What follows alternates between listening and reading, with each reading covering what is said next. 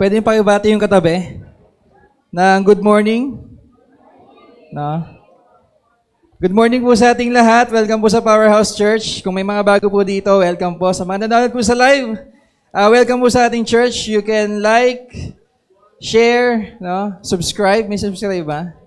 Sa ating Facebook. May YouTube page din kasi. No? Yan. So, follow natin. No? Tapos makinig po tayong maigi, no? Sa mensahe po ng Lord today. Hayaan ko po kayo mag-settle down. Na-present na ba yung ano ko? Hindi pa. No.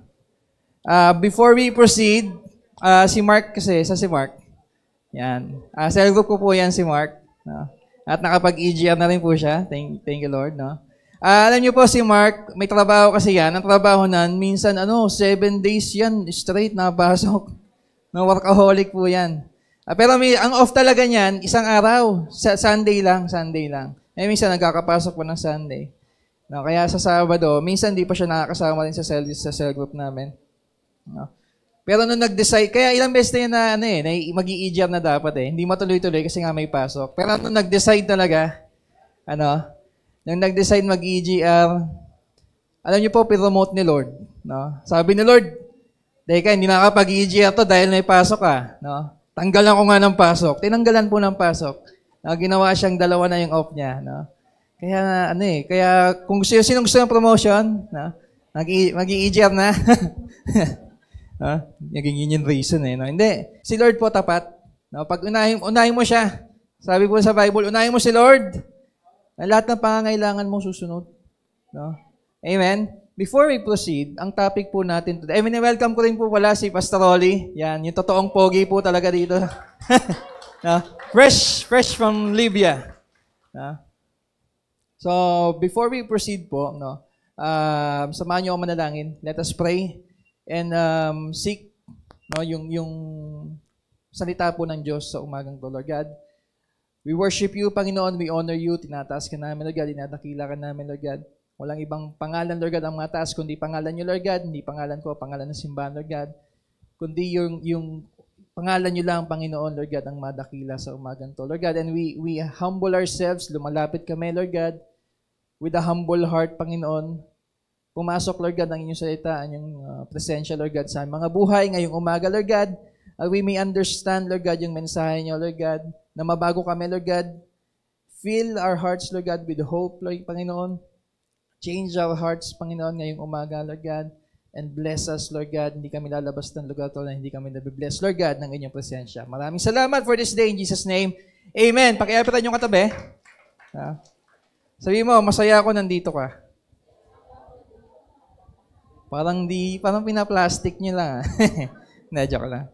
Sabi dito, it's not only how much money you make, it's what you do with that determines your financial conditions. Now, it's not only how much money you make, no? It's what you do with it that determines your financial conditions. Ano pong ginagawa natin sa ating pamimera? Kasi ang topic po natin this month ay about our finances, financial management. Ano po? May tanong ako sa inyo.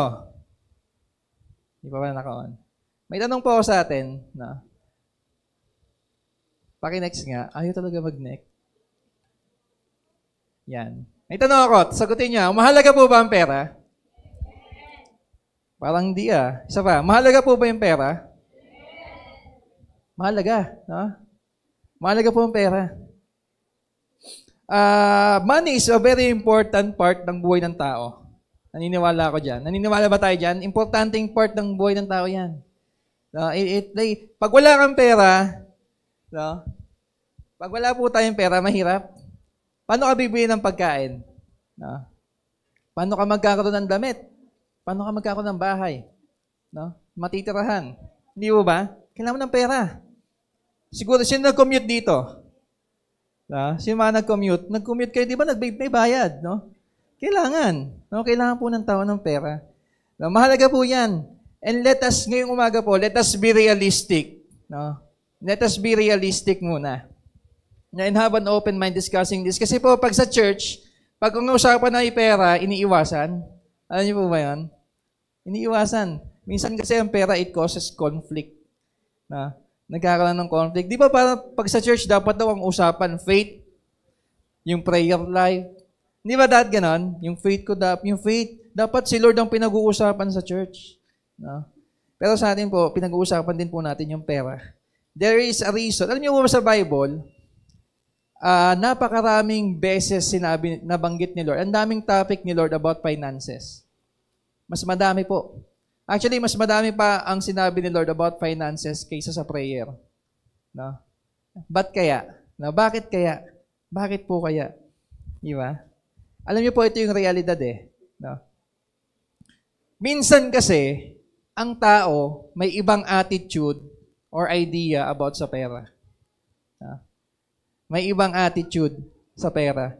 So, minsan, pag mali ang attitude ng tao sa pera, it can cause disruption. No? Nakakasira.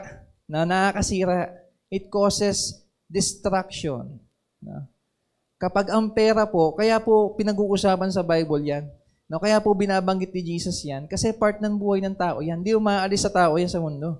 No?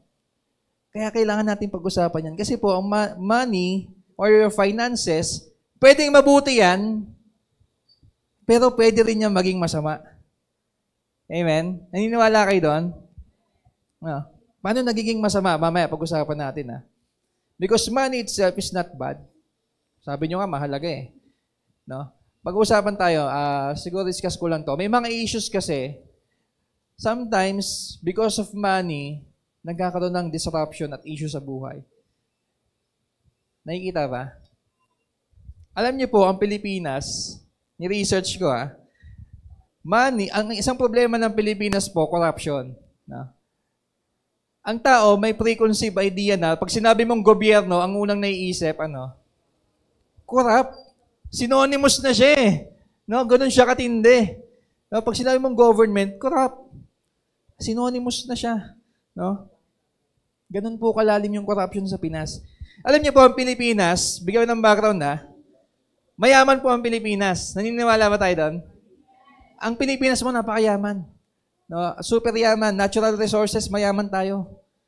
Mayaman po ang Pilipinas, lalo sa natural resources. Ang natural resources, it plays important role sa ekonomiya ng bansa. No? Malaking factor yan pag na-manage ng maayos. No? Pero ang bansa po natin, nakakalungkot kasi part po tayo ng third world country. Parang last ranking, pang 70 plus po tayo sa pinakamahirap na bansa sa buong mundo. No? 70 plus. No, line up 7 po ang Pilipinas. No? Ang Singapore po, ito, bibigyan ko ng comparison Alam niyo yung Singapore? Sino na po na ng Singapore? No, maganda po ba sa Singapore? Maganda, no? Kung i-compare mo sa Pilipinas, di ba? Totoo ba sa Singapore, bawal daw yung bubble gum? Bawal. Kinukumpis kayo sa airport daw. Pupunta ka, bawal ang bubble gum. No? So wala ka makikita doon. Dito kasi, pag mapahawa ka sa ilalim ng upuan sa may bubble gum di ba? Pero sa Singapore, wala. No, malinis. Alam mo, Singapore, kung pangilan sa pinakamayaman sa buong mundo? Sino may hula? Pangilan po ang Singapore kaya? Nasa pangalan na po niya, Singapore. Pang-apat po ang Singapore sa pinakamayamang bansa. Ang Singapore, wala pong natural resources. Lupa lang yan. No? Lupa lang. Pero paano yung Singapore dinaig yung Pilipinas? No? Bakit yung Singapore na corruption? No? Isa po ang Singapore sa mga bansang malinis. Hindi lang malinis sa lugar, wala pong corruption halos. Mataas din yung rating nila. Alam niyo po bang nire-rate ang corruption? May index na tinatawag Gine-gradean. No? Ang Pilipinas po, out of 100, ang score ng Pilipinas, 33, 34. No? Pag mas malapit ka sa 0, mas mataas yung corruption. No? Hindi tayo umabot sa kalahati. Ano po, ang Pilipinas. Pero yung Singapore, nasa 80 plus yan, 90. Ang score. Nakikita niyo po? Para mas maintindihan natin ganito Alam niyo ba, noong 2019, nagkaroon ng statistics, ang nawala po sa Pilipinas because of corruption, 700 million pesos. No? Magkano yung ano sa loto? Magkano yung price niya sa loto?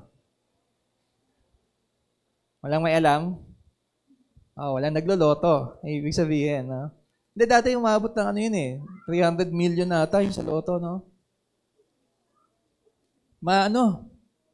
Malaking pera yun. No? Malaking pera po yung 700 million. Bigyan mo ng statistics. Noong 2021, ang gumraduate po na senior high, yung magka-college na estudyante, 1.1 million students. No? Madami? 1.1 million students. Ang average na kailangan ng isang bata para makapagtapos ng college, average lang pinakamaliit, 300,000. 4 years na yon. Tinimes ko yung 300,000 sa 1.1 million. 330 million po yon. So, ibig sabihin, kung walang corruption, kayang pag-aralin po lahat ng estudyante sa college, kayang pagtapusin ng libre. Nai-imagine nyo kung gaano katindi yung corruption, tapos napupunta lang sa bulsa ng ilang tao. Ganun po katindi yung corruption sa Pilipinas. Pwedeng libre pala. No, sa ibang bansa, libre. Yung healthcare sa ibang bansa, libre. Pwede pala eh. No, may sukli pa. Di ba? But because of corruption, nagkakaroon ng, ang laki na nawawala. Because of greed. Again, ang punot dulo niyan, pera. No? Pera. Kaya ang dami tuloy, nag-iibang bansa na lang. No? Yung iba sa comment, ang hirap mahalin ng Pilipinas. No? Di ba? Sa comment? May corruption eh. No? Kaya po tayo dito sa church, we work on really bringing people closer to God. Kasi pag mas marami pong Christians, mas malaki po yung chance na ang tumungtong sa mga posisyon sa gobyerno, Kristiyano, may takot sa Diyos. Di ba? Pag may takot ka sa Diyos, hindi ka magiging greedy. Matatakot kang maging corrupt. Di ba? Magiging honest ka. Di ba? Kaya po, we win souls and make disciples eh. Ano ba? No, isa lang yung problema ng pera. Minsan, nagkakaroon ng issue sa pamilya. Sino yung mag-asawa nag-aaway dahil sa pera? No? Sino dito yung mag-asawa nag-aaway sa pera? Meron po ba dito? Pinag-aawayan? Reality. Totoo, may nag-aaway. May naghihiwalay. Actually, according po sa sa statistics din, yung divorce sa ibang bansa, isa sa major cause nun, about pera, finances. No? Kung hindi pangatlo, pang-apat o panlima, no? Yun ang cause. Pera. Nagkakaroon ng conflict. Nagkakaroon ng issue sa pamilya. Nag-aaway-away. Di ba? Sino hindi may mga nabalitaan, nagpapatayan dahil sa pamana? Meron? Totoo yun. No? Nagpapatayan dahil sa mga pamana. No? Sino nagpapatay? May mga pinapapatay po dahil sa utang. Anong ugat? Pera din. Di ba? Di ba may mga ganon? Pinapapatay kasi hindi nagbabayad ng utang eh. No? Yung mga may utang tuloy, kinakabahan. Kinabahan. No? Pinapapatay. No? Nagkakaroon ng patayan. Di ba? Ano pa? Yung pera, it can cause depression. No? Sino dito yung na-depress dahil sa pera? No? Nade-depress. Sabi nila yung mga mayayaman daw, actually, yung mga mayayaman mas depressed daw. No? Di ba? Mas depressed about finances. Di ba? Kaya yung iba, mas pinipili, ang tawag dyan, financial stress. Yung iba, kumakapit na sa patalim. Di ba? Alam niyo yung term na yan, kumakapit na sa patalim eh. Imbis na kumapit kay Lord, because of money, kumakapit sa patalim. Di ba? Nagkaka-issue. No, kahit mali na. Di ba? Kaya rin siguro minsan maraming nai-scam na tao. Sino dito yung tinetext lagi? Uy, nanalo ka ng May naisip yung text? Nanalo ka na, uy, napili ka. 150,000 i-claim mo, pindutin mo tong link. Sino natuwa, napindot? Di ba? Pera, no? Minsan, because of that, na-scam, lalo na de-depress. No? Again, money is important. No? Pero pag mali po ang attitude natin sa pera, pwede yan yung makasira sa atin. Amen? So, unang-una, we have to have the right... Unang kong i-discuss to, may tatlong part tayong i-discuss eh. Unang-una, we have to understand and we need to have a right heart and attitude towards money. No? We have to have the right heart and attitude. Ano po bang klase yan? Anong ibig sabihin yan? Alam niyo ang demonyo, isa lang ang gagawin yan eh. Alam niyo na trabaho ng demonyo. Manira, magnakaw, pumatay, mangwasak. Wawasakan niya yung buhay mo, relasyon mo sa Diyos, sa tao, yung buhay mo, isisiraan niya ng demonyo. At ang demonyo, gagamitin niya lahat, kasama po yung pera. Isang major tool ng demonyo, yung pera. Alam niyo naalala niyo nung nag-fasting si Lord, ano yung pinantempt ng demonyo kay Lord? Sabi, bibigay ko sa iyo lahat ng yaman sa mundo. Pinang-tempt niya yun kay Lord. No? Ganun katindi. Ang ginagamit po yan ng demonyo. Kaya po napakalaga that we need to talk about money inside din sa church. No? Kasi po lahat tayo, pumapasok, may pera. No? Lahat tayo may pera. No? Lahat tayo nagmamanage ng finances. And if hindi natin maayos unang-una yung attitude natin, hindi natin pag-uusapan yan, hindi tayo magbabago sa bagay na yan. So, we need to understand yung unang issue. It's not the issue of finances. It is the issue of the heart. Tandaan natin hindi po issue yan ng pera. Issue po ng puso yan ng tao. Kasi ang pera itself, hindi yan masama. Ang pera, hindi yan masama. Regalo yan ni Lord eh. Nagkaka-issue ang pera pag mali ang puso ng tao. Nagigets? Nagigets natin? It's a matter of the heart. Kaya ang sabi sa Bible, for the love of money is the root of all evil. 1 Timothy 6:10. No? Hindi sinabi for money is the root of all evil. Ang sabi niyan, love of money. Yun po ang issue. Nagigets natin? Ang issue po, pag ang tao minahal yung pera kaysa kay Lord. No? Sinong gusto yumaman? Parang ayaw Isa pa. Sinong gusto yumaman? Sinong gusto ng financial freedom? Sinong gusto ng financial breakthrough? Ito yung follow-up question. Bakit? Bakit? Ba't mo gusto yumaman ngayon? Sige nga. Nasagutin nyo sa sarili nyo. Bakit ko kaya gusto yumaman? Again, pag ang reason is nagpo-point out because you love money, may mali na agad sa puso. Nagigets natin? Pag mahal mo ang pera kaysa kay Lord, problema po yan. Sabi nga, money is a good servant, but a bad master. Huwag mong gagawing Diyos ang pera. Huwag mong gagawing leader ng buhay mo. Huwag yan yung magdadrive sa buhay mo. Ang pera, delikado po yan. Kasi po, ang Matthew 6:24, banggitin ko lang to. Ano po yung context dito? Nailagay ko ba dito yun? Wala pala.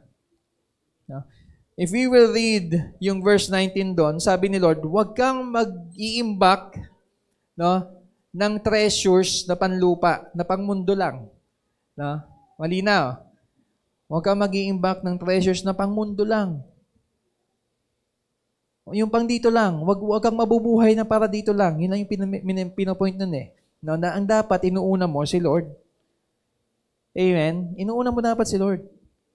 The problem starts, dito rin sinabi kasi sa verse na to, for where your treasure is, kung nasan yung treasure mo, tinetreasure mo, andun yung puso mo. Kapag ikaw, tinetreasure mo ang pera mo kaysa kay Lord, ibig sabihin, ang nasa puso mo, pera, hindi si Lord. Nagigets natin? Nagigets natin. Yun yung sinabi ni Lord eh. So, ngayon, nasan yung faith mo? Paano mo masasabing you love money? If your faith is in the money, it's not of God, may problema. Pag ang pag-asa mo, nasa pera, sino dito yung pag may problema na sinasabi mo, pag may pera lang ako, solve na yung problema ko eh. Kung may pera lang ako, wala na akong problema eh. Sino may ganon? Nasabi niyo na ba yun? Imbis na sabihin mo sana, Kung kasama ko si Lord, wala akong problema. May problema man ako, malalagpasan ko yun. Dapat ganon. Hindi mo ba? So, kapag ganon yung naiisip natin, may problema tayo sa ating attitude sa pamimera. No? Kaya po minsan, pag mali din ang attitude ng tao sa pera, ang hirap bitawan.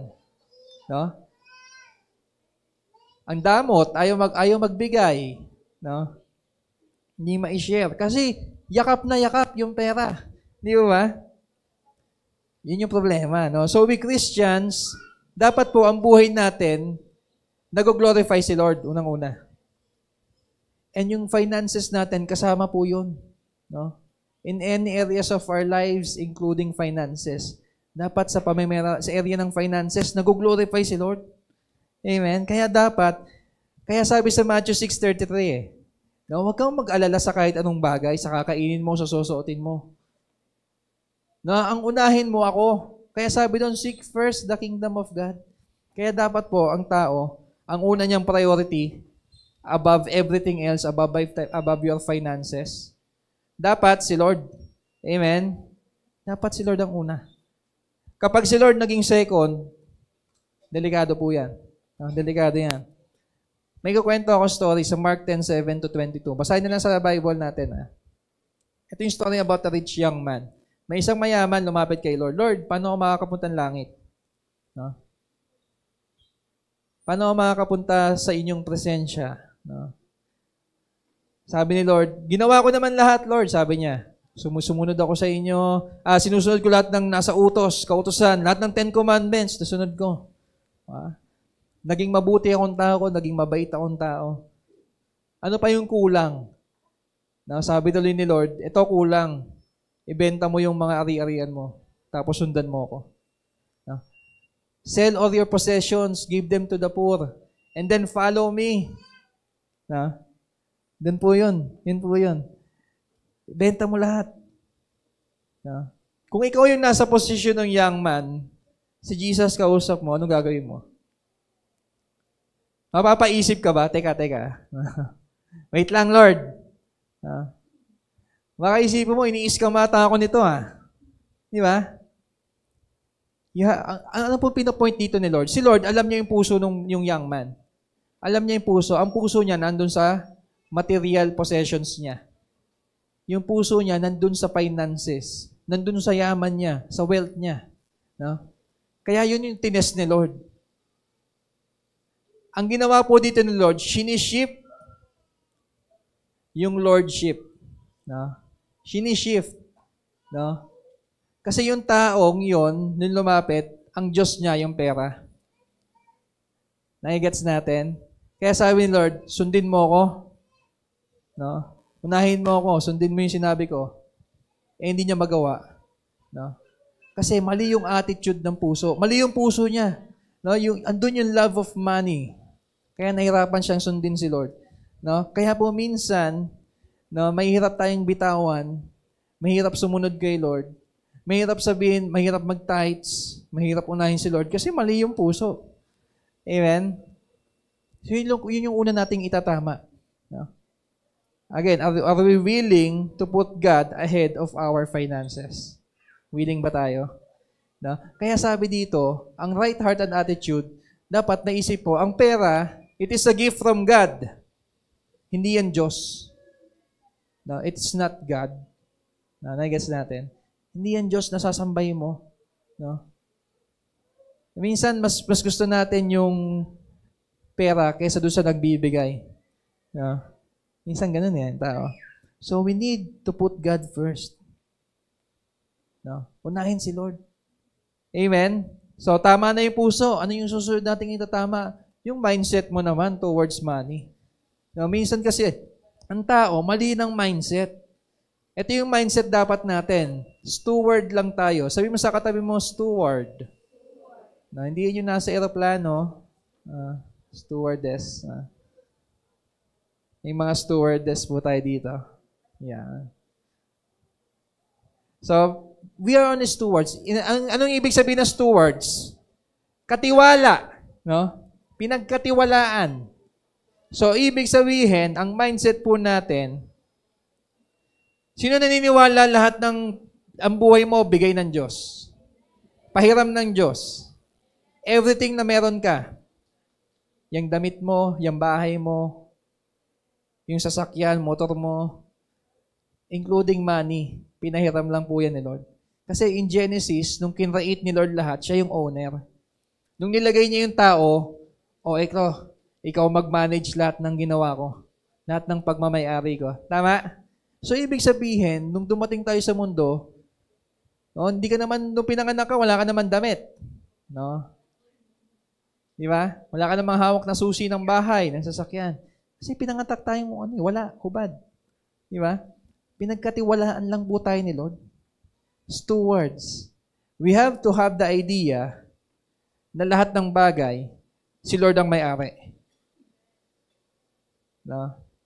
Kasi pag yan, hindi yan yung mindset mo, iisipin mo sa'yo yan. No?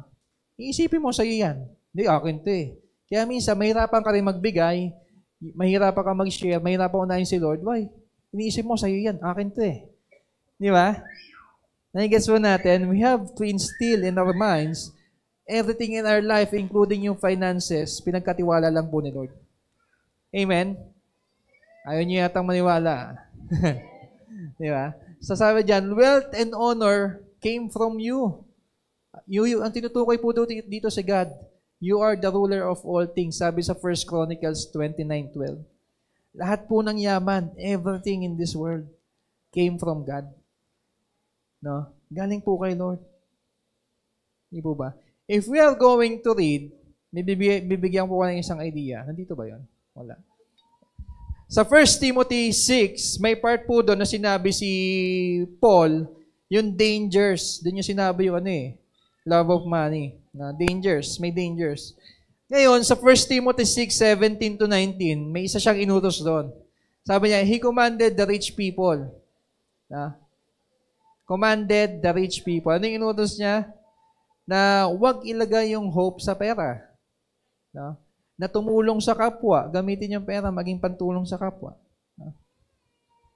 Ang pera po ba, kung iisipin nyo dito, hindi niya pinaalis.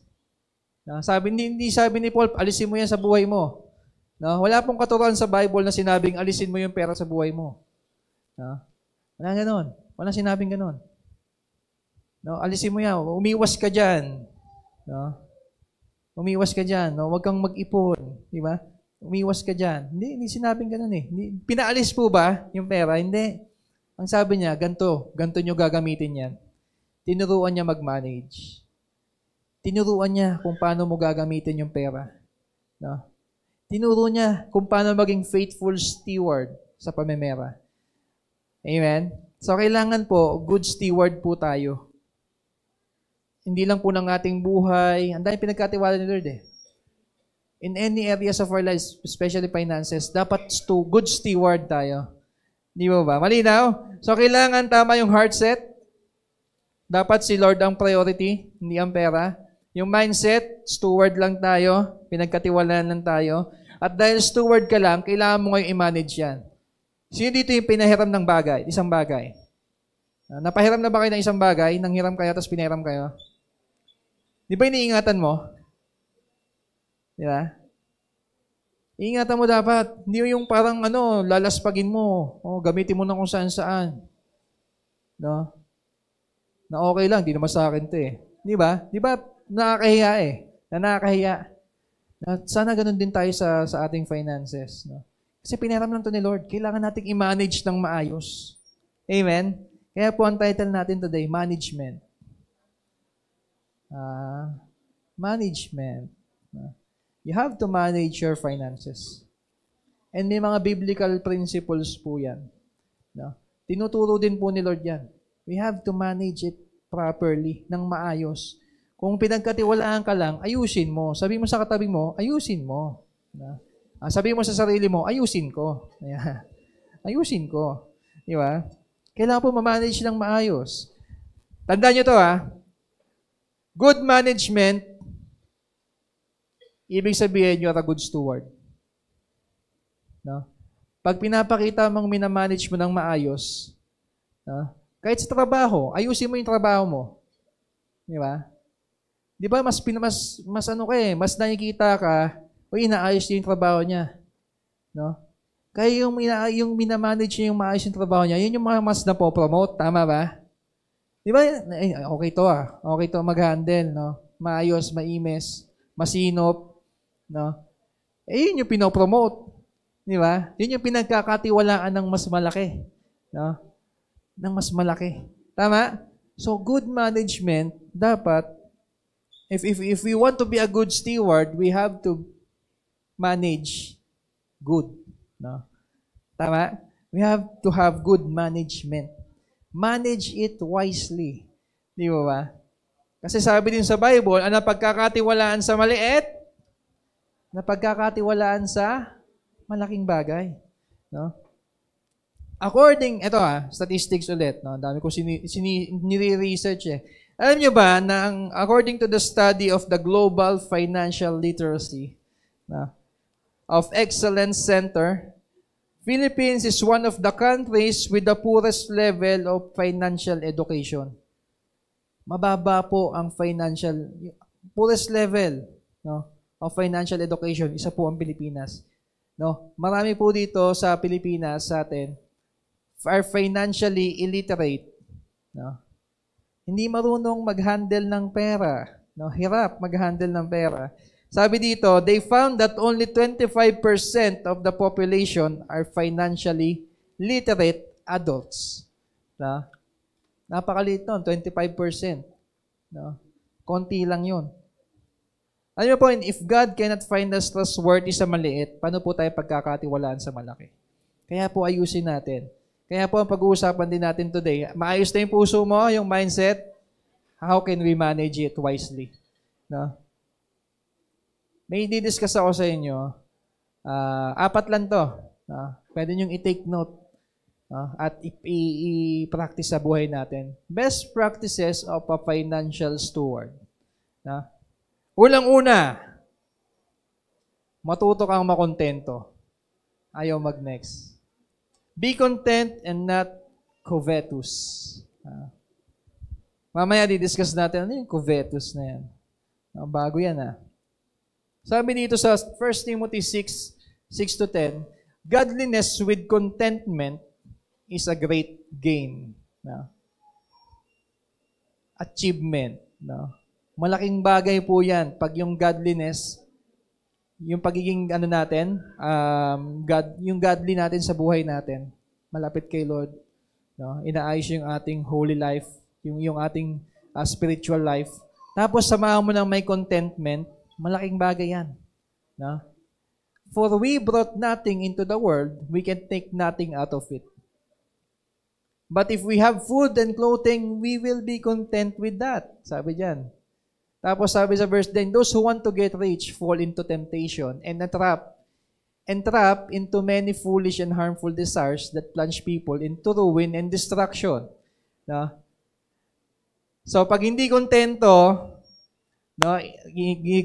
may greed, yung mga mayayaman daw, mas malaki yung tendency ma-fall sa mga temptation. Ang ending, magle-lead sa destruction, sa kasiraan.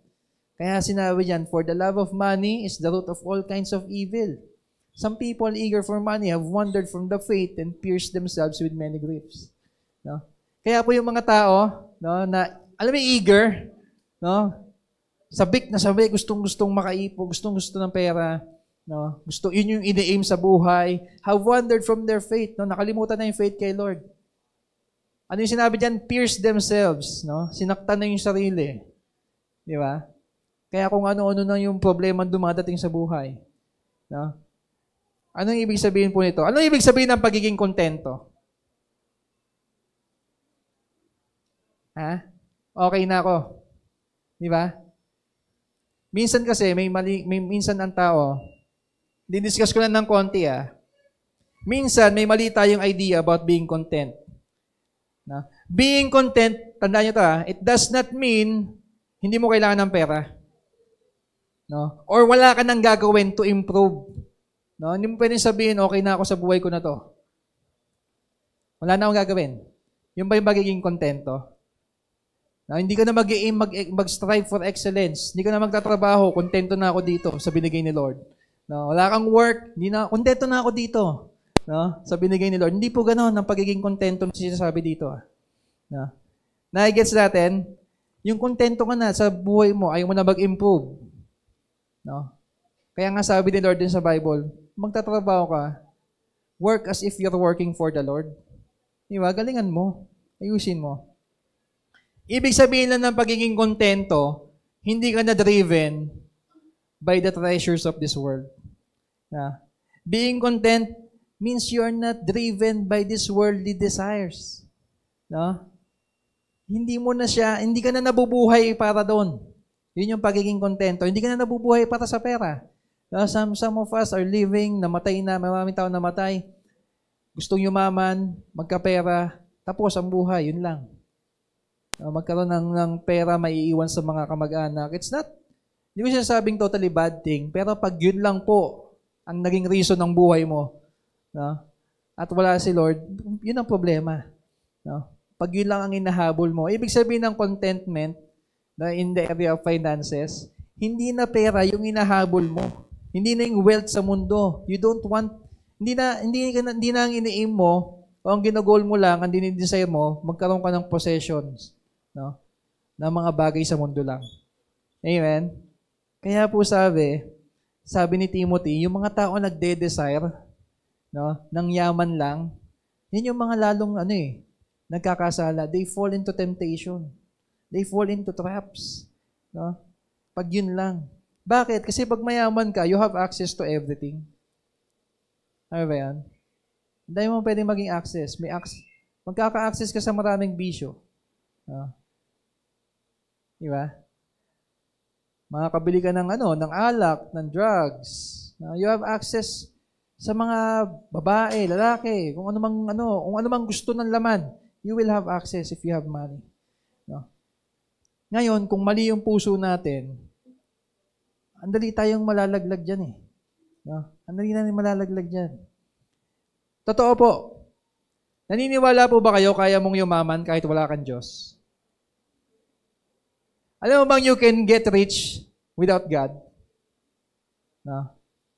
Ang dami pong mayayaman, drug lord. No? Tingin niyo may Diyos yun. No? Ang dami pong mayayaman, corrupt. No? Pero wag kayo mainggit doon baka naiinggit kayo, ba't sila? No? Kaya sabi sa Bible, wag ka mainggit sa mga evil doers, no? O sa mga yaman ng mga yan. No, may panahon niya, may oras yan. Minsan inaalaw yan ni Lord. No? Siguro inalaw sila ni Lord to be an example para sa atin. No? Hindi natin alam. Di ba? So, maraming pwedeng mangyari if may pagmamahal sa pera. So, makontento po tayo. Yung inahabol natin sa buhay, dapat si Lord, hindi yung pera. Amen? Ano yung desire mo? Ano yung nagdadrive sa'yo? No? Mabuhay. No? Pag hindi ka makontento sa mga bagay sa mundo, it can lead to another sin called greediness. No? Nagiging greedy ka na. No? Nagiging greedy. Yun yung papasukin nun . Tapos yung isa, do not be covetous. No? Ito na yung isa.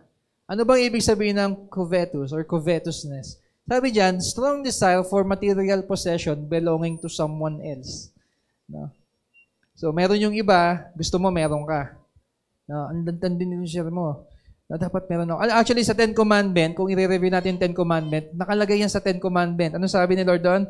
You shall not covet your neighbor's house, shall not covet your neighbor's wife, or his male servant, or his female servant, or his ox, or his donkey, or anything that is your neighbor's. No? Don't desire. No? Alam nyo, sabi rin dito sa isa, sa definition na nakita ko, ayaw mag-next. Pa-next nga ako. Salamat. Yan. Ay. Pabalik nga ako, quiz. Yan. Coveting is defined as having an excessive or selfish desires. Selfish. For something that belongs to another person. A covetous person is often characterized by the focus, tanda niya, may focus sa material possessions and willingness to do whatever it takes to achieve what they desire. Kahit na, sabi yan, even if it goes against the wishes of others or God's will. Kahit na ayaw ni Lord. No? gagawin mo, gagawa ka ng paraan. Kasi andun yung desire mo makuha yung isang bagay. Alam niyo po, ang social media, hindi yan masama. No? Pero ang daming bagay yan na nag-cause na ang tao magkasala. Social media. No? So dito lagi is may Facebook. No? May Facebook tayo. Alam niyo, isang kasalanan minsan ng tao, nagiging covetous tayo. We covet. Paano nangyayari yun? Now, a lot of people fall into this sin, desiring kung anong meron yung iba. So dito may mga pinapanood na vlogger, influencer. Alam niyo, totoo, may kita. No, kikita ka sa pagbablog. Malaki bayad diyan. No, malaki bayad, may views, may likes, may share, may malaki. Nandito ba yung mga YouTuber natin? Wala. May mga YouTuber tayo dito. Malaki, malaki ang kinikita nila. Imagine niyo pa yung mga mas big time na influencers, no? Malaki. And minsan, kakapanood natin, we want what they have. Na minsan yung mga tao, nagkaka-idea, gusto ko rin yung meron sila. Nai-gets natin? Kaya minsan, may mga tao, pinapasok na rin yan. Kahit walang kwenta yung content, basta kumita. Di ba? Nakakapanood kayo, pinaprank lang, kahit scripted na eh. Di ba? Basta kumita. No? Andun na yung desire. Kahit minsan mali na, kasi andun yung desire. No? Gusto nila ma-experience yung na-experience ng iba. Di ba? Minsan may ganun eh. May nakita kayo sa Facebook, uy, nakakapag-travel si gusto ko rin. Uy, nakakapunta sa kung saan-saan. Di ba? Nagkakaroon na ng desire. No? Gusto ko rin ng ganun. Ganyan. No? Again, di masamang tumingin sa iba. Pwede nyo gawin. May mga matututunan tayong aral eh. May mga tao talaga, may ibang tao, may mapupul kang aral. No? May mapupul tayong aral. Pero let us not covet. No? Alam mo yun, i-desire yung minsan nagkakasala tayo sa area na yan. Hindi ba? So, wag tayong mag-fall dyan. No? Minsan, it can cause envy. No? Naiinggit ka na. Or minsan, nagkukos na yan ng jealousy. Lord, bakit sila? Ba't ganito lang ako? No? Diba na? Minsan, nagda-doubt ka na kay Lord. No? Di ba? So, iwasan natin yan. Minsan, ito yung sakit ng Pinoy, mahilig mag-compare. No? Ang sakit po ng Pinoy, mahilig mag-compare. Kino-compare ka sa sino dito yung mahilig mag-compare sa buhay ng iba. No? Kaya lalo na bilang mga parents, adults, no? Huwag natin i-compare din yung mga anak natin sa iba. No? Iwasan natin yan. No? Siguro gawin nating inspiration yung iba, pero huwag nating i-compare. Nakaka-down yan eh. Nakaka-down. No? So, again, nakaka-discourage yung bagay na yun, nakaka-depress. Di ba? Kino-compare mo yung sarili mo sa iba. No, minsan, naiisip mo, parang hindi kasi yata ako magaling. No? Nagda-doubt ka na sa sarili mo pag kino-compare mo yung sarili mo sa iba. No? Huwag tayo mag-compare. No? Unahin mo si Lord. No? Makontento ka sa kung ano meron ka. Alam mo kung bakit yun lang meron ka? Kasi alam ni Lord, yun lang yung kaya mo. Tanda mo, kung ano yung meron ka, yan, kasi si Lord, nakikita niya, yan lang yung kaya mo. Pag binigay ni Lord yung mas malaki dyan, baka magkamali ka pa. Baka magkasala ka pa.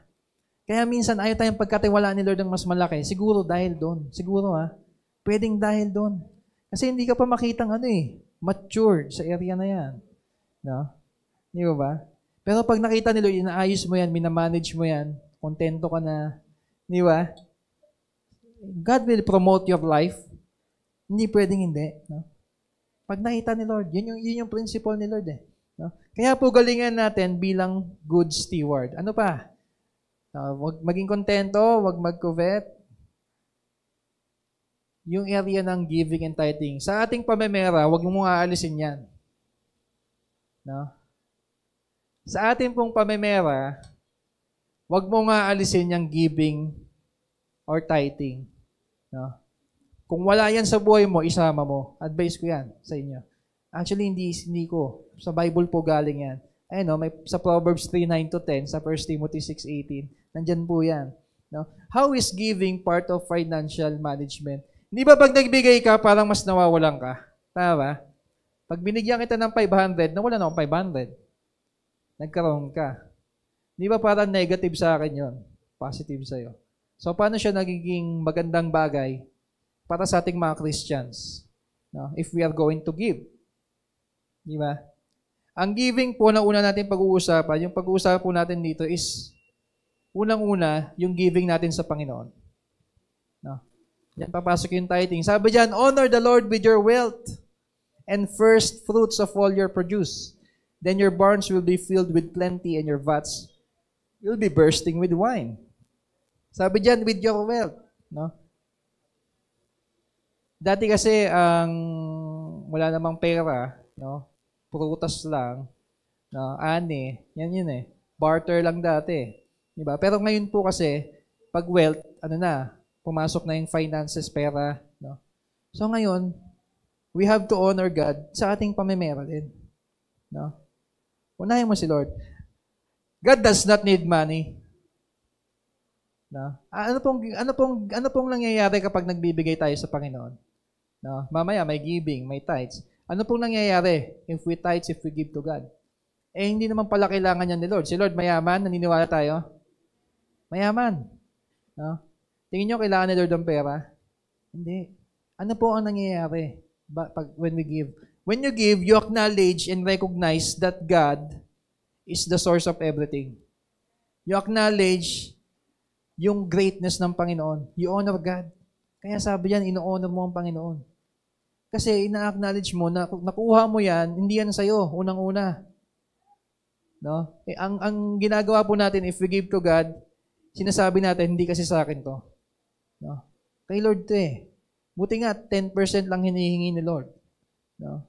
Actually, lahat yan kay Lord. Di ba ba? Pero sabi ni Lord, 10% lang. Pero minsan, hirap na hirap tayo. Di ba ba? Kaya ang clear na instruction ni Lord sa pagtitithes eh. So, minsan may mga tao magagalit, magtatanong, kailangan ba talaga mag-tithes? Eh, di ba sa Old Testament yan? Di naman binabanggit sa New Testament yan eh. Ito na lang. No? If you're going to tithe, nang tama yung puso, to really honor God, kahit wala doon sa New Testament, tingin mo magagalit si Lord? Magagalit kaya si Lord? Uy, nag-tithes ka, wala naman sa utos ko yan. No? Ano laman talaga ng puso mo, you want to honor God, magagalit kaya si Lord. No? Kaya po natin sa atin, tinuturo natin yan maging part ng buhay. Eh. Because nothing really belongs to us. No?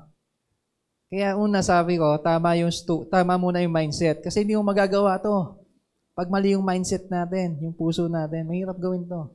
Dapat maging part yan. Yung tithing, 10%. Magkano kinikita mo? O 10% mo. Kada buwan. Ganun lang kadali. No? Dito po sa church, hindi po tayo namimiwala sa mag-tithes. No? Hindi po tayo dito nagpapahiya ng tao, hindi nag-tithes si ano. No, hindi. Kasi ang tithes po, hindi yan prasahan. Utos din ni Lord yun. No, kung magbibigay ka, wag under compulsion. Wag napipilitan. Di ba? Actually, pag mali ang puso mo, wag kang mag-tithes talaga. No? Kasi imbis na ma-honor mo si Lord, hindi na-honor si Lord dun eh. No? Nababasto si Lord. Pag gano'n. Hindi po ba? So, ayusin natin yung puso natin, yung mindset natin. Magawa natin ito ng tama. Amen? So, giving to God is showing you love God. Di ba? Pinapakita mo, and pinapakita mo, may tiwala ka sa Diyos. Na, yun lang yung pagtitithes, pagbibigay sa Lord. Pangalawa, magbigay ka rin sa tao. Sa mga nangangailangan. No? Sabi niya, no? Command them to do good sa 1 Timothy 6:18. To be rich in good deeds. No? Ang sinasabihan dito, yung mga mayayaman, no? Nung time sa Ephesus na to, si Paul, ang instructions niya, yung mga mayayaman, no? Command them to do good, to be rich in good deeds, and to be generous and willing to share. No? Sa mundo po kasi may mga tao talagang pinagpala, may mga naghihirap. No? Kaya rin po tayo pinagpapala, naalala niyo yung preaching ko last time, yung bukas palad. No? Ini-increase ni Lord yung capacity natin, yung financial wealth natin, so that yung giving capacity natin mag-increase. Kasi we have to be the channel of blessing din sa buhay ng ibang tao. Tama? So we have to be generous. No? Magbigay din tayo sa kapwa. Sabi dito sa 1 John 3:17, if anyone has the world's good and sees his brother in need, no? May kakayahan kang magbigay, tapos may nakita ka nangangailangan, tapos sabi dito, yet closes his heart against him, na pinagdamot mo, hindi mo tinulungan, how does God's love abide in him? No? So sa pagbibigay po pala natin, sa pagtulong natin, nakikita dyan yung pag-ibig ni Lord. No? Nakikita yung pag-ibig ni Lord. No? If we have the ability naman, if we have the resources naman, kaya naman, maging blessing din po tayo sa nangangailangan. No? Minsan gusto natin itago lang eh. No? Tago lang natin. But then again, be wise din. No? Kasi hindi lahat ng tao, pera lang ang kailangan. No? Minsan kasi, uutakan ka na. Di ba? So maging may wisdom. No? Kaya nga manage it wisely. No? Gamitan din ng wisdom. Hindi lahat ng tao pera kailangan. No? Yung iba, hindi mo alam, tinuturuan mo na maging tamad. No? Kakatulong mo, kakabigay mo. No? Tulungan natin. No? Kung kailangan talaga ng pera, finances, walang masama tumulong eh. No? Pero be wise din. Di ba? Babalansihin natin. Amen? Pero it all boils down yung pagbibigay sa ating purpose. You have to love God and to love people. No? Yan lang yung dulo nun. You give because you love. No? Sabi dito, pangatlo, you have to plan your finances. You have to budget it wisely. Kung babasahin natin yung Luke 14:28-30, sinabi dito, pinakita dito yung importance ng pagpaplano. No? Sabi dyan, if may gagawin kang building or something, if you're building something, hindi ba uupo ka't magpaplano, i-estimate mo yung cost? Na? Sinabi yan dyan eh. Paplanuhin mo kung magkano, kung kaya ba ng budget mo. Na, ang isang tinuturo sa atin dito ni Lord, we have pinapakita yung importance ng pagpaplano, pagbabudget. Sino nagbabudget dito? Na? Sa bahay, sa mag-asawa, sino nagbabudget? Sino? Nanay. Actually, sa Pilipinas, normal yan, no? Nung nag-ano ako, nung bago kami ikasal, may seminar. Kaya tinanong kami, sino ang dapat mag-manage ng pera? No? Kasi ang normal dati, or normal talaga, nanay. Kasi ang tatay nagtatrabaho. No? Sabi sa amin, mali. Ang magmamanage, ang maghahawak ng pera, mag-handle, yung nagmamanage talaga, yung maayos mag-manage. No? Kasi, yun yung kailangan eh. No? Kailangan yung magaling magplano, wais. No? May pinaplano. No? Alam niyo po ba, malaki or maliit ang sweldo mo pag wala kang plan, no? Walang paglago. Kahit gaano kaliit o kalaki yung sweldo mo, pag hindi mo binabudget, ubos yan. No? Ubos yan, sigurado yan. Hindi ka makakaipon, no? At mahirapan ka lang. Di ba? Sa akin po mag-asawa, ako yung nagmamanage kasi ng aming finances. No? So, pinapractice ko yan. No? I budget it wisely. Kasi ang pera, saglit lang yan. Sino dito yung pag may sweldo ka, hindi man lang dumaan sa palan? No? Hindi ka pa may sweldo, ubos na eh. Di ba? Ubos na eh. Why? Ang dami mong order sa Shopee. Ang dami mong Lazada. Di ba? Hindi. We have to budget. Malaking part ang budgeting. Kailangan may tuturo po ako sa inyo paano mag-budget. Ito basic lang to, general idea na ginagawa ko rin talaga. Pinapractice ko. No? So, pwede nyong gawin, gayahin, kayo bahala. Pero, depende rin po kasi ito, yung effectivity nito, depende rin sa tao. No? Kung anong lifestyle meron ka, kung may pamilya ka na, single ka ba, no? Depende rin yan eh. No? Iba yung pagbabudget ng single sa pagbabudget pag may anak ka na. No? Naigets natin? Pero ito yung general. You can use this. Alam niyo po, may nakilala akong financial advisor na nagtatrabaho ako way back 2016, 2017. Nag-uusap kami about pamemera. No? Sabi niya, ang Pinoy, ganito mag-budget. No? Karamihan ng Pinoy, sabihin niyo kung ganito kayo, ito pala yung verse kanina. Ganito mag-budget. Pag dumating yung income, kinakaltas na lahat ng gastusin. Tapos yung matitira, yun yung pang-save. Sinong ganito mag-budget? May ganito ba mag-budget? Pag dumating yung sweldo mo, kakaltas mo lahat ng expenses, pambayad sa bahay, kuryente, tubig, internet, pagkain. Tapos kung ano yung matira, yun yung savings. Sinong ganyan mag-budget? No? May ganyan ba dito? Okay lang. No? We are here to help, no? Sa mga ganyang area. Kasi ang tawag po niya dito nung kausap kong financial advisor, ang tawag daw dito, ito yung poor man's strategy. No? Ito yung poor man's equation. Pang mahirap, no? Kasi minsan, ganito nangyayari. Pag ganyan po ang ginawa mo, pag yung income ang inuna mo, tapos kinaltas mo lahat ng expenses, minsan walang natitira sa savings. No? Minsan wala na nga natitira, negative pa. Di ba? Paano ka makapag-save? No? How can we save? How can we budget that properly? No? So, may mas maganda po dyan. Ang tawag naman dito, the millionaire's equation. Income, ibawas mo na agad yung savings. No? Tapos, tsaka kung ano yung matira, example So, sample, ang income ng isang tao, halimbawa, 15,000 per month. Yung savings, ito depende sa inyo kung gaano kalaki nyo gusto. Ako kasi by percentage. No? So, halimbawa, 10%. Sabi ko, gusto ko mag-save 10%. No? So, ikakaltas mo na yun. Naalisin mo na agad yun. Di ba? So, ang matitira, 13.5. Yung 13.5, yan yung pagkakasyahin mo. Sa bahay, pagkasyahin mo. No? Kaya mamaya yung number 4, mahalaga yung number 4 sa pagbabudget. No? Pagkakasyahin mo, kailangan pagkasyahin. No? So, pwede nyo itanong, hindi talaga kaya ng budget Mataas yung bilihin. No? May inflation sa Pilipinas.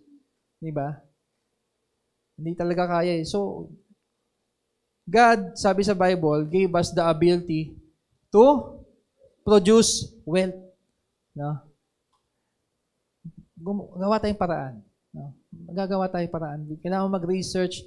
Kung kailangan mong palaguin yung skills mo, palaguin mo. Kailangan mo ng promotion, magalingan mo. No? Gawa tayong ways. No? God gave you the ability to produce wealth. Di ba?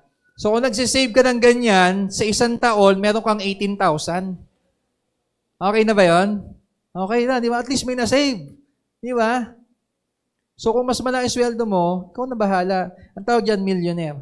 Pero ito yung pang multi-millionaire. Ito yung pinapractice ko. No? Lagyan mo ng tithes. No? Income, kaltas mo na agad yung tithes mo. Again, recommendation to kayo bahala. No? Depende yan sa faith natin No? Kayo yan. No? Tithes. Ako po, since high school, since naging Christian ako, no, kahit sa baon ko, binabawas ko talaga 10%. No? Kahit hanggat may work ako, lahat ng natatanggap ko, 10% kaltas. Automatic. Wala nang tanong-tanong yun. No, hindi ko na sasabihin, ang laki masyado No? Hindi, 10%. Tapos, tsaka mo bawasan din ng savings. Tapos yung matitira, yun yung pagkakasyahin mo ngayon. Di ba? Parang mas lumiliit Ako, kung ba, ganyan, 15K.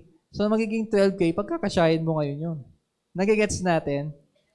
No? Ako minsan, sinasamahan ko to ng minsan, yung income, bago dumating yung sweldo kasi, nakakompute na yan kung saan mapupunta. Nilalagay ko na sa investment. Meron ako pang investment, pang tithes, pang savings, pang emergency fund. No? Emergency fund, ibig sabihin, ito yung mga perang pang emergency. Doon mo lang gagastusin. Biglang nagkasakit, biglang nagka-problema. No? Doon ka kukuha. Di ba? Pag kaya ng budget mo, depende sa atin yan Again, depende sa iyo yan. Sabi ko, depende sa atin yan. No? kung paano ka magsisave.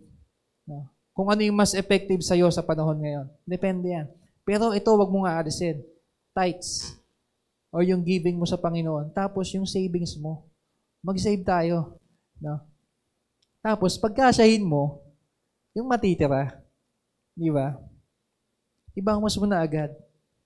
So, investment, mahalaga din yan. Sinabi din sa Bible, mag-invest tayo. No? At mag-invest tayo wisely.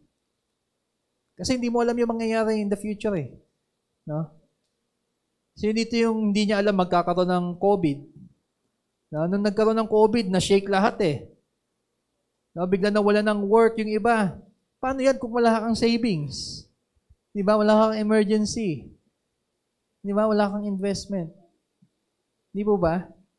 We do not know what will happen eh.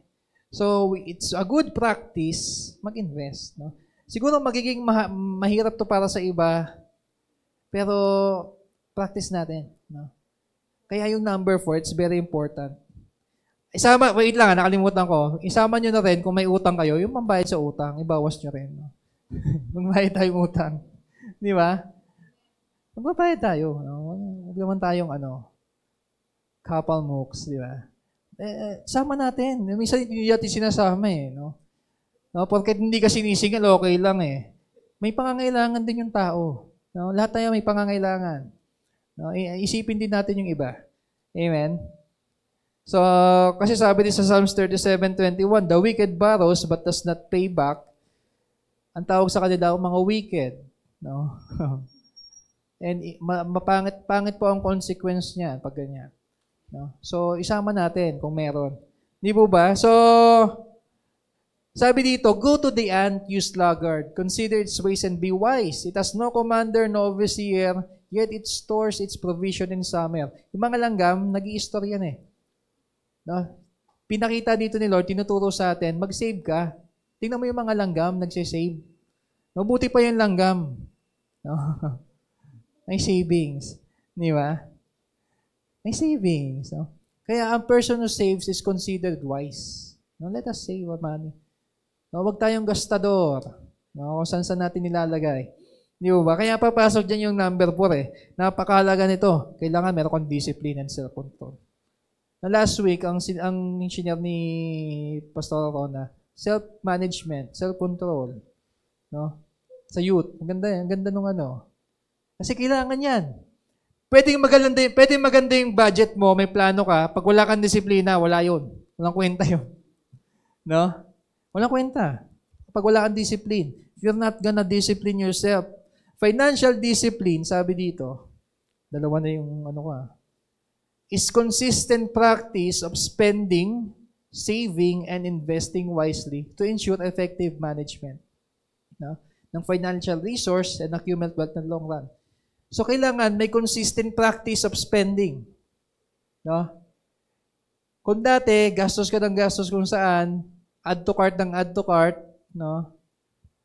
Uy, ngayon 6-6 sale, no? 7-7 sale. Yeah. Add to cart ka kagad kahit di mo kailangan. We have to invest and save wisely. Yan. Practice yan. Discipline yan. Yung pipigilan mo yung sarili mo, no? Kating-kating ang pindutin yung add to cart, no? Pero hindi mo naman kailangan. Discipline mo yung sarili mo, no? Ito po yung pinakamahirap, ang disiplinahin yung sarili. Now, you have to control yourself. Di ba?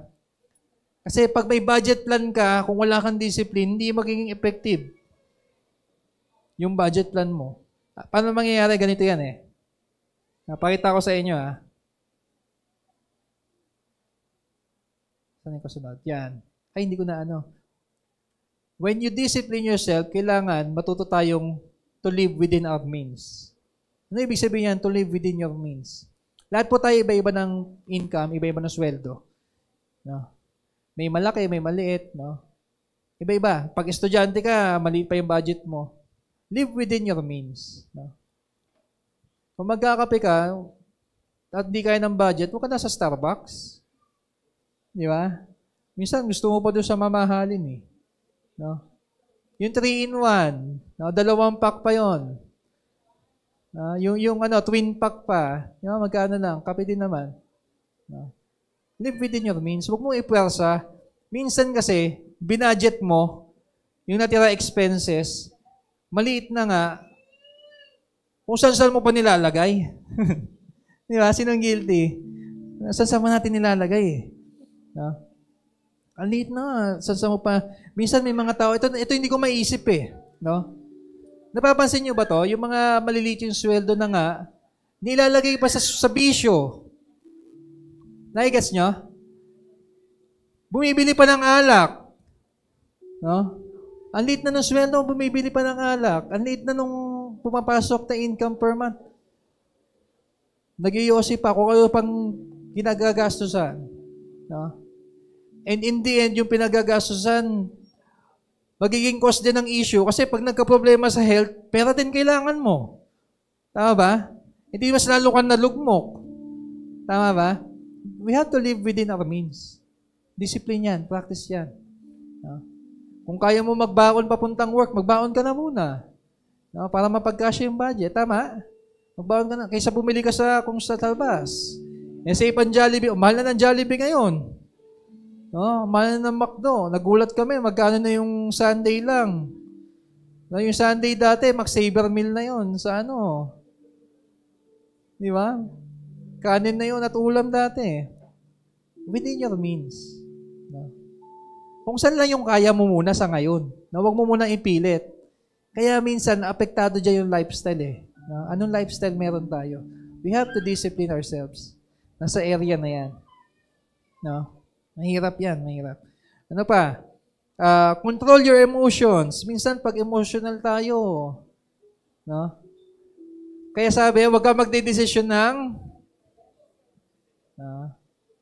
don't base your decisions on emotions. Pag sobrang tuwa ka, no? Bigla ka ng libre, no? Sino dito yung sinasabi, huwag ka mag-grocery ng gutom. No? Minsan pag kumain ka, tas gutom ka, kakain ka, parang lahat na gusto mo orderin. Di ba? Control yourself. No? Kung di talaga kaya, wag muna. Minsan na-excite eh. No? Manage your emotions. No? Management yan. Practice yan. No? Practice natin yan. Tapos, commit to your budget plan. Kailangan, pag may sinet kang budget, sundin mo. No? Sino dito yung may savings ka, pero minsan kumukuha ka? May investment ka, kinukuha mo. No, ilang araw lang kukunin mo na. Ay, hindi, kailangan mo pala. Yung purpose tuloy ng it defeats the purpose tuloy ng savings at investment. No, imbis na makapag-save ka, wala na save. Diba? You have to commit. No, mag-commit ka doon sa budget plan na gagawin mo. Again, iba-iba tayo ng plano o mag-budget. Commit to that. No? Kasi pag ginawa natin to lahat, ang ending nito, mamamanage mo ng maayos yung pamemera. No? Hindi ka magkukulang. Hindi ka lagi magkukulang. No? Imbis na umuutang ka lagi, may iwasan mo na yun. No? So, a good financial steward must be a man of discipline. No? Yan. A good financial steward must be a man of discipline and self-control. No? Kasi without discipline, we will not be effective in managing our finances. No? Doon ka muna, baby. No? Sabi dito, be content. No? Ito yung mga tips. Practice natin. No? Maging contento tayo. Tayo mag-covet. Let's put giving and tithing part ng budgeting. No? Planuhin mo yung finances mo. Kung wala pa, mag-start ka na ngayon. Di ba? Discipline yourself. Part yan. And have self-control. If we are going to do these things, no, if we are going to be good financial steward, mamamanage natin maayos, dito ako magtatapos. Sabi sa Luke 16:11, if you have not been trustworthy, pag ikaw hindi mapagkakatiwalaan, in handling worldly wealth, who will trust you with true riches? No? Minsan kasi sa buhay natin, akala natin si Lord hindi nakatingin sa pera natin and how we handle our finances. Akala natin si Lord nakatingin lang sa prayer life mo, sa worship life mo. Hindi, nakatingin si Lord sa buong buhay mo, kasama pa may mera. No? God looks at how you handle your finances. No? Tinitingnan ni Lord yan. No?